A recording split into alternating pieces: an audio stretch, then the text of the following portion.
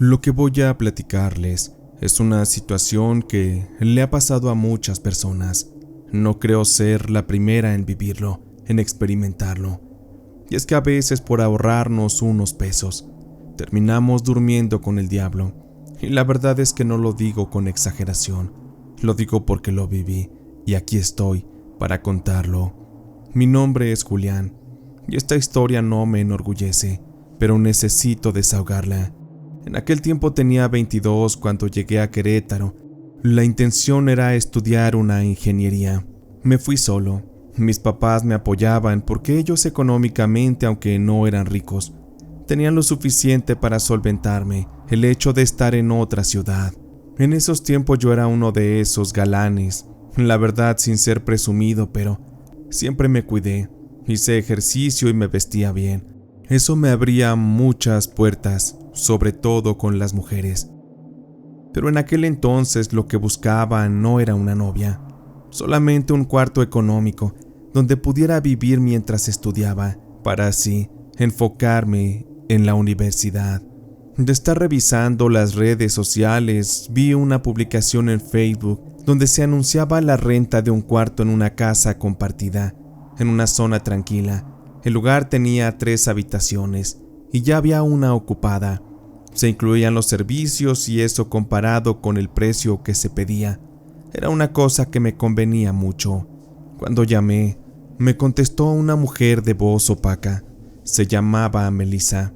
Estuvimos charlando y al día siguiente quedamos en una cita para ir a ver el lugar. Aquella era una casa sencilla pero bonita, con muebles un tanto viejos. Olía ligeramente a humedad, pero estaba bastante bien para sobrevivir. Además, por el precio, sabía que no encontraría mejor cosa. Yo tampoco quería una casa súper lujosa y con súper comodidades, porque tampoco quería que mis papás pagaran tanto por mi estadía. Melissa ya vivía ahí. Su mamá le había dejado esa casa en herencia y ya llevaba varios años en esa casa. Ella ocupaba una habitación al fondo. La segunda es la que yo ocuparía. La tercera estaba libre. Y según me explicó, había un par de chicas interesadas en rentarla, supuestamente también estudiantes de la universidad, pero Melissa ya no me dio más detalles. Con todo esto, fui preparando mis cosas para mudarme. Le hice un pago por adelantado a modo de depósito y también le pagué una mensualidad. Desde el primer día les juro que sentí algo raro. Me sentí un tanto incómodo, pues Melissa era bastante callada. No convivíamos mucho, pero pues la verdad es que a veces me la encontraba en la cocina, en el comedor o la sala, ya que estas eran espacios compartidos. Ella era una mujer callada, de esas que no se maquillan, con un semblante triste en la cara y un cabello recogido todo el tiempo. Melissa no era fea, pero tampoco destacaba. Ella poseía ese estilo de energía que uno olvida apenas da la vuelta. No sonreía y no platicaba mucho, apenas lo justo y necesario. A mí no me importó mucho. Yo pasaba todo el día en la universidad y cuando regresaba por las tardes o por las noches, comía lo que podía, estudiaba, dormía. Me introduje en una rutina bastante complicada. A las pocas semanas, comencé a notar ciertos cambios en Melissa. Ella empezó a ponerse mucho más atenta. Como me veía muy atareado de aquí para allá, ella de pronto me regalaba un café, me lo dejaba en la mesa con una nota, me ofrecía comida de la que ella preparaba. Una ocasión me regaló una toalla nueva para el baño y hasta me regaló un cuaderno muy bonito para mis apuntes. Aquello me parecía un gesto muy amable, pero también muy extraño, contemplando de que no éramos todavía amigos, simplemente éramos compañeros de casa. Aún así le agradecí todo aquello. A raíz de esto empezamos a platicar un poco más, pero no lo suficiente como para concretar una amistad. Sin embargo, ya había algo de confianza que se había abierto. Con esto cambió todo para el día de mi cumpleaños. Créanme que yo no recuerdo haberle dicho mi fecha de nacimiento. A lo mejor la revisó en los documentos que me pidió, al momento de hacer el contrato de renta. Pero lo importante es que esa tarde recuerdo haber tenido un examen. Estaba estresado y solo quería llegar a dormir. Pero cuando entré a la casa, vi que sobre la mesa había un pastel y unas cervezas frías. Melissa estaba sentada, con una blusa más escotada de lo normal y un intento de sonrisa. «Felicidades, Julián. No quería que pasaras el día sin que alguien te lo celebrara. Por favor, acércate. Ven para que pidas un deseo». No voy a negarles que me conmovió aquel gesto de Melissa. Nadie más se había acordado, ni siquiera mis padres, pero con ellos ya estaba acostumbrado. Siempre estaban ocupados trabajando. Nos sentamos a la mesa, comimos de aquel pastel, reímos un poco, tomamos cerveza tras cerveza, y luego la verdad es que no sé cómo, pero empezamos a besarnos y acabamos en su cuarto. Fue algo extraño, una cosa que jamás hubiera planeado. No sé qué fue lo que me arrastró a ceder a esa situación, pero fue como si una necesidad en mi cuerpo, en mi interior, me hubiera absorbido y me hubiera debilitado para que mi voluntad cediera a las caricias y al calor del cuerpo de Melissa. Aquella noche le hice el amor, si es que lo puedo decir así, de una forma muy intensa. Me entregué de una manera que jamás me hubiera imaginado. Sentí como si nunca hubiera estado con una mujer, como si hubiera sido mi primera vez. Cuando terminamos le dije que no quería confundir las cosas, que yo solo quería estudiar, enfocarme, que me había gustado mucho el encuentro, y hasta eso Melissa se comportó muy tranquila. Me dijo que no había problema, y que mientras yo estuviera ahí, a ella le encantaría seguir teniendo esos encuentros. Fue ahí donde todo comenzó a torcerse. Desde ese día comenzamos a intimar más seguido, cada vez con más intensidad. Lo hacíamos de una forma muy salvaje, y es que yo había estado ya con mujeres mucho más atractivas. No entendía por qué esa mujer, tan gris y tan apagada, con tan poca gracia, me hacía sentir lo que ninguna de las otras. Era como si me tuviera hipnotizado. Les juro que sentía una ansiedad muy fuerte por estar en la intimidad con Melissa. Su cuerpo, su aroma, sus besos se habían vuelto una completa adicción para mí, al grado que no podía dejar de pensar en ella. Había días que faltaba a clases, me inventaba excusas para no salir con amigos. Todo giraba en torno a ella. Ella se había convertido en mi mundo. Llegó un punto donde mis calificaciones comenzaron a bajar. Ahí entendí que tenía que alejarme.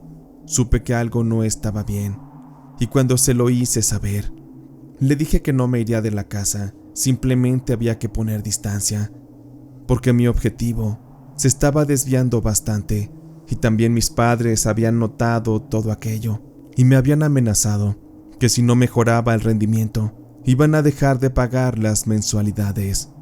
Pero Melissa lloraba, con un drama muy fuerte. Me decía que yo la quería abandonar como todos los demás, que ella se iba a morir si yo me iba.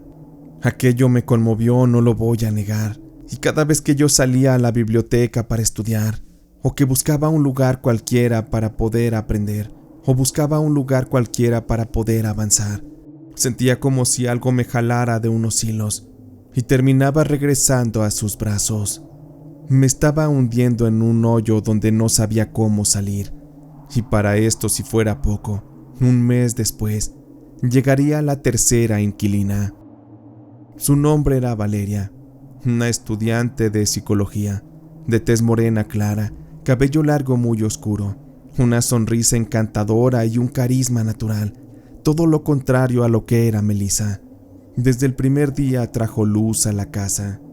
Valeria saludaba, nos cocinaba, contaba chistes y nos hacía reír. Y no sé si para mi gracia o desgracia, pero Valeria empezó a llevarse bien conmigo, y por el tipo de miradas que me hacía, estaba seguro de que yo le gustaba.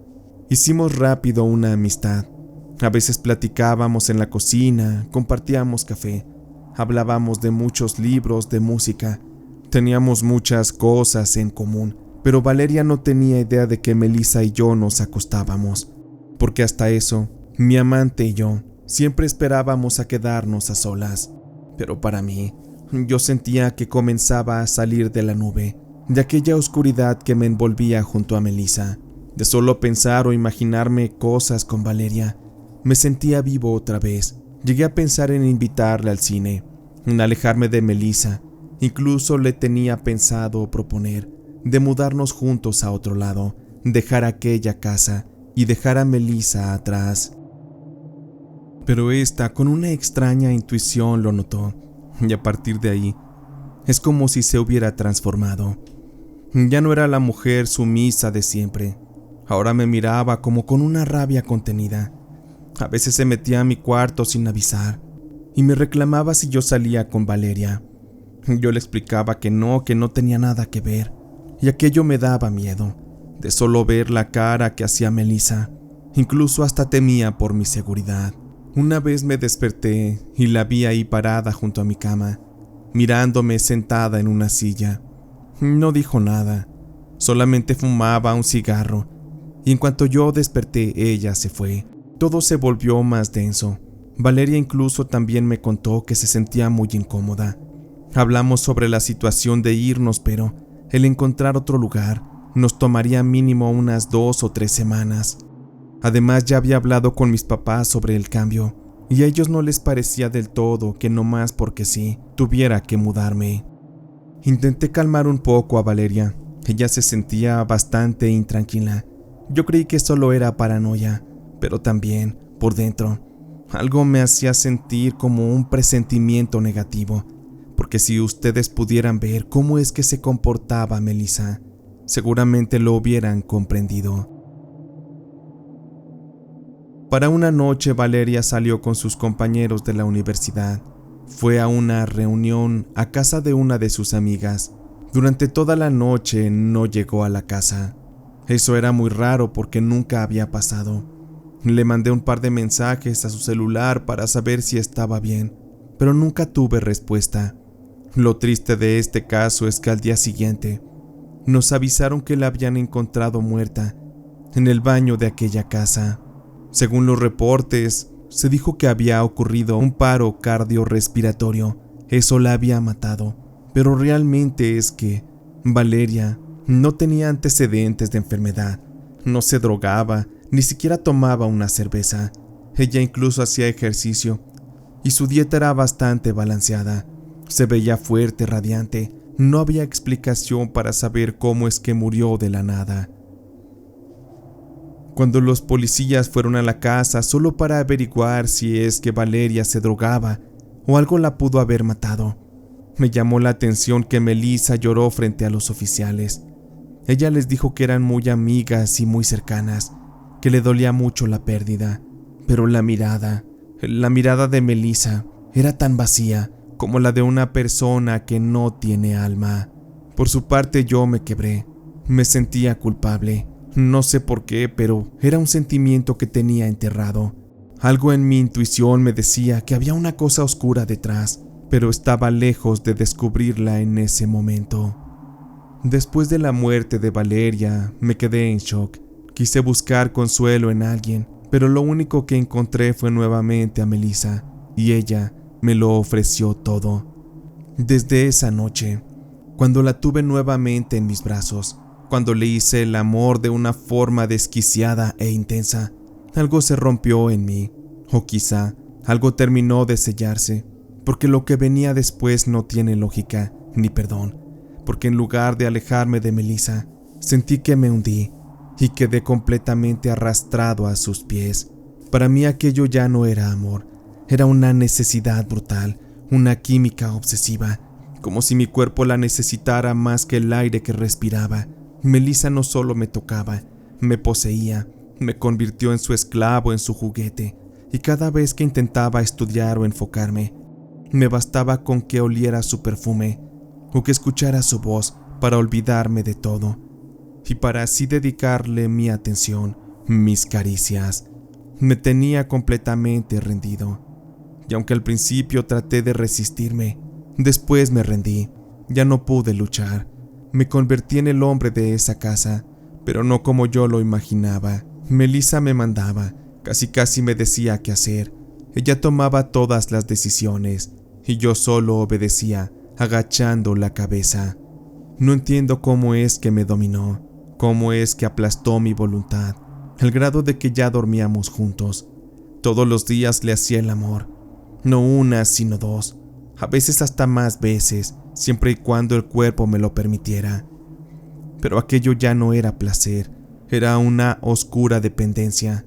Estaba amarrado a ella como si algo en mi alma estuviera atrapado en su cuerpo.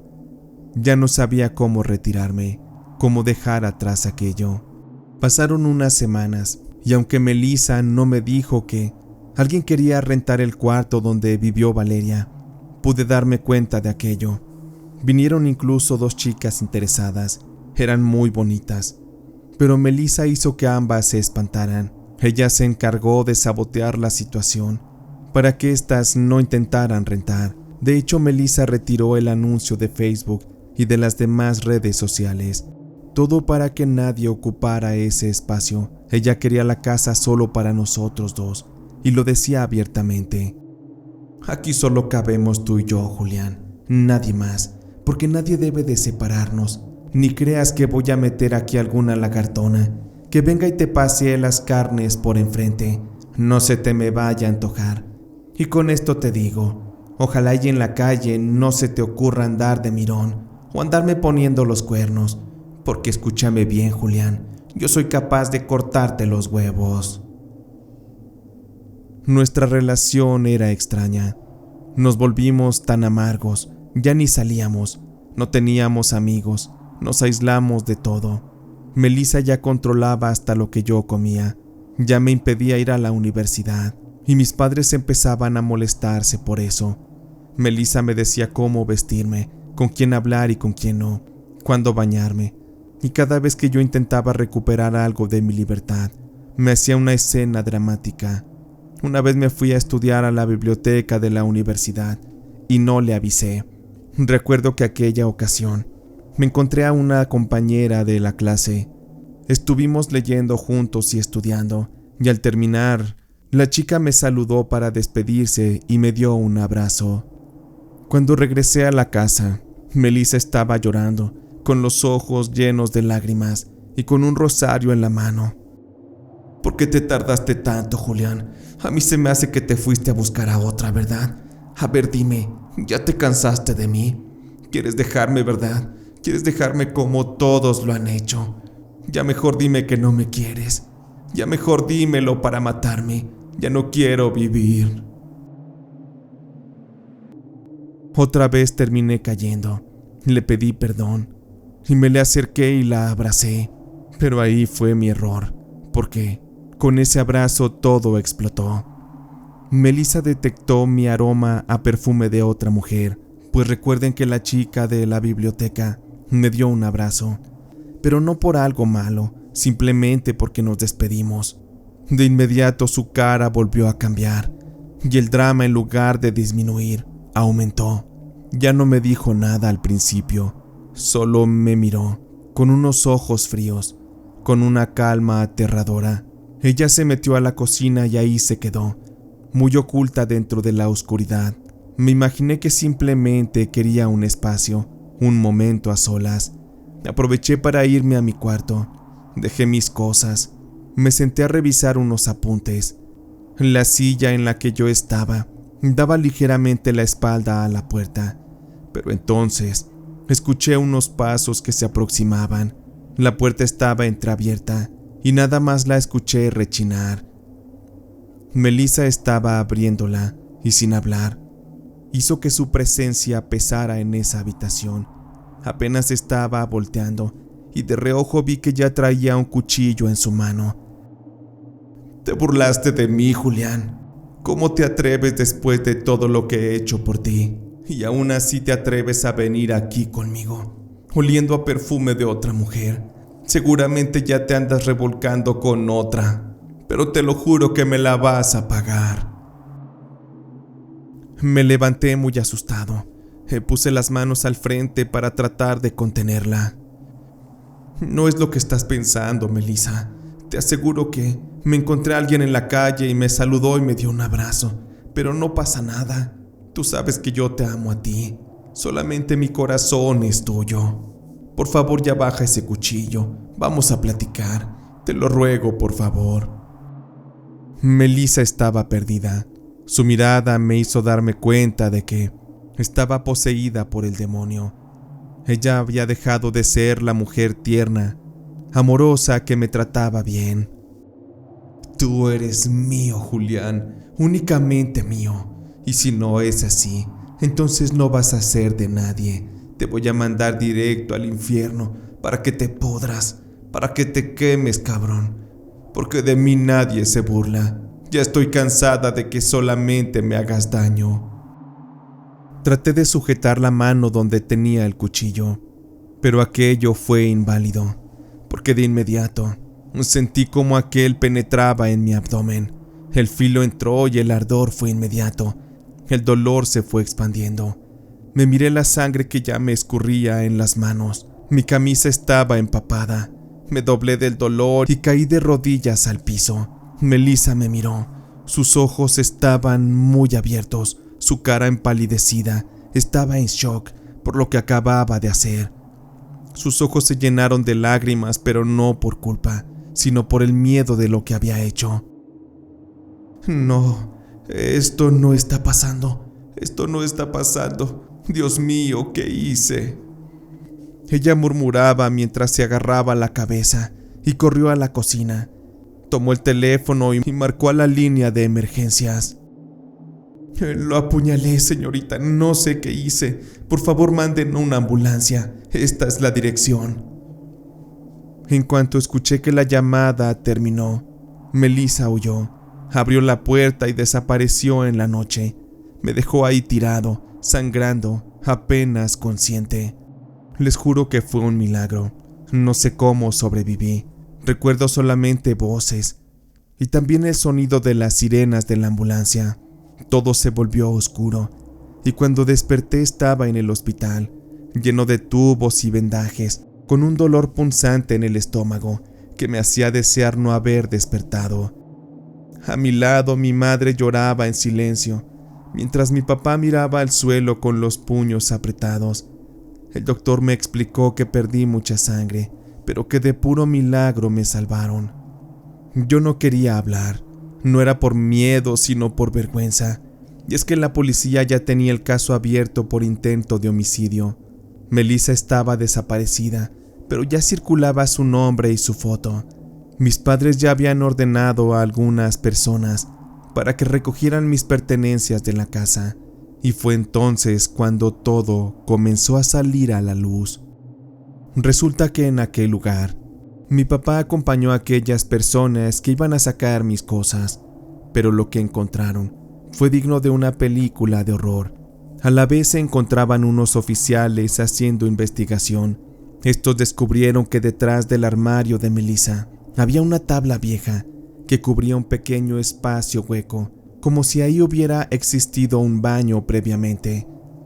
Dentro de este, pudieron darse cuenta que era un espacio, un lugar íntimo para Melissa, donde ella hacía rituales de brujería. Se encontraba ahí también un altar cubierto con una tela negra, velas derretidas, figuras de madera, frascos con líquidos, y había un muñeco de trapo hecho con pedazos de una de mis camisas. El muñeco tenía clavadas varias agujas oxidadas en la cabeza, en el pecho y en la entrepierna. Además de esto, tenía una fotografía pegada en la cara del muñeco. Había también una pequeña caja con objetos míos personales, cabellos, uñas, una foto mía mientras yo dormía. Había varias notas donde Melissa hacía saber que yo era solo para ella, que ella me poseía y que yo debía obedecer. Eso era un amarre de amor. Ya después lo investigué, pero si creen que eso era todo, la verdad es que aún hay más, algo mucho más escalofriante. Había varios trabajos más, pero había uno en especial, otro muñeco más pequeño, más deteriorado, con el nombre y con la fotografía pegada de Valeria en la cara. Este muñeco tenía la cabeza envuelta en una tela blanca manchada de rojo. La tela había sido amarrada con un listón, como simulando una asfixia. A su alrededor había flores marchitas y un frasco con tierra de panteón y una papeleta que decía: que se calle para siempre, que desaparezca el aire en sus pulmones para que no hable, para que con esto su corazón se detenga. Los peritos tomaron fotos, todo quedó documentado. El informe médico de Valeria, que señalaba paro cardiorrespiratorio, para mí comenzó a cobrar sentido. Melissa no solamente me hizo un amarre de amor, también mató a Valeria con su hechizo, y de verdad que lo logró. Ahí comprobé que la brujería era real. Cuando mi madre vio todo eso, no dudó. Apenas me dieron de alta un par de días después. Me llevó con una curandera que vivía en las afueras de la ciudad, una mujer mayor, la cual me miró a los ojos y de inmediato me dijo: a ti te hicieron un amarre con lujuria, pero ella no solo quería tenerte, quería que fueras su prisionero. Esa mujer estaba trabajando con muertos, con tierra de camposanto. Puedo ver que es una mujer muy adolorida, trae mucho rencor contra los hombres. Algo malo le han de haber hecho. Y pues mira, tú fuiste el que viniste a pagar todos los platos rojos. La verdad que sí te dio una chinga, mijo. Pero pues vamos a hacer algo. Es importante que dejes de pensar en ella, porque el amarre tan fuerte que te hizo, créeme que en un 2x3 puede hacer que vuelvas a enamorarte y que vuelvas a caer en sus brazos. La mujer me hizo una limpia con huevo, con ruda, y me pasó una vela encendida por el cuerpo mientras me rezaba. Al final ella quebró el huevo en un vaso y todos vieron lo que salió. La yema y la clara formaban figuras parecidas a garras, unas burbujas de tono más oscuro y un punto rojo flotando en el centro. Esto es un trabajo bien fuerte, mijo. Ya me la solía. Lo bueno que esa mujer anda lejos, pero no por mucho tiempo. Te aseguro que un día de estos la agarran, porque aquí veo que ella va a pagar un karma. Aquella bruja tenía razón. Melissa fue encontrada días después, escondida en un baldío en las afueras de la ciudad. Tenía la ropa sucia, las manos raspadas y hablaba sola. Decía cosas sin sentido. De inmediato la arrestaron. Fue procesada por intento de homicidio, pero antes de ser juzgada, también se consideró su salud mental, por lo cual primero la internaron en un hospital psiquiátrico. Se concluyó que ella tenía una combinación entre enfermedad mental, que estaba relacionada con la esquizofrenia, algunos otros trastornos psicóticos, por lo cual se le consideraba un riesgo social. Ella no podía estar en libertad, porque de alguna forma intentaría atacar a más personas. Después del hospital psiquiátrico fue llevada a prisión. Ahí se encuentra encerrada hasta la fecha. Yo sobreviví de milagro. Volví a la casa de mis padres. Dejé la universidad por un tiempo.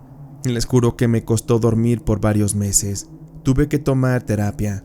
Me alejé de todo y pues tenía mucho miedo de regresar a la universidad, de experimentar el mundo. De verdad que Melissa me dejó traumado. Con el tiempo recibí otras limpias, más terapia y mi cuerpo creo que se desintoxicó de esa energía, de aquellos miedos y de aquellos pensamientos. Hoy en día ya terminé la carrera. Dado los temas de la pandemia, trabajo desde casa y llevo una vida tranquila. Pero cada vez que paso frente a una casa que está en renta, me acuerdo de aquella publicación, de aquel primer contacto que tuve con la voz apagada de Melissa. Jamás pensé que una mujer así pudiera convertirme en un objeto de su propiedad. Por eso es que esto se los digo sin rodeos. Tengan cuidado con lo que aceptan, regalos, presentes o incluso hasta un cumplido. Pero sobre todo, cuiden mucho con quien comparten techo. No vayan a rentar algún lugar nomás porque sí, porque hay casas que no son hogares, son trampas directamente del infierno. Hay personas que no buscan amor en esta vida, sino almas que devorar. Y seguramente hay muchos inquilinos que están esperando a que llegue alguien más a acompañarlos para poder dejar caer toda su maldad sobre ellos, para hacerles la vida lo más difícil posible, para acabarlos, para destruirlos. Yo dormí con una de estas personas y todavía a veces tengo pesadillas. Me despierto sudando y muy aterrado, sintiendo la respiración de Melissa en la nuca. Quizá esto lo pueda superar, pero no lo voy a olvidar, porque sé bien que el mal está en todas partes. Así que, si ya escucharon mi historia, tengan mucho cuidado a dónde se van a meter, porque mañana ustedes pueden vivir lo mismo que yo, y lamentablemente muchos no tengan la oportunidad de contar su experiencia.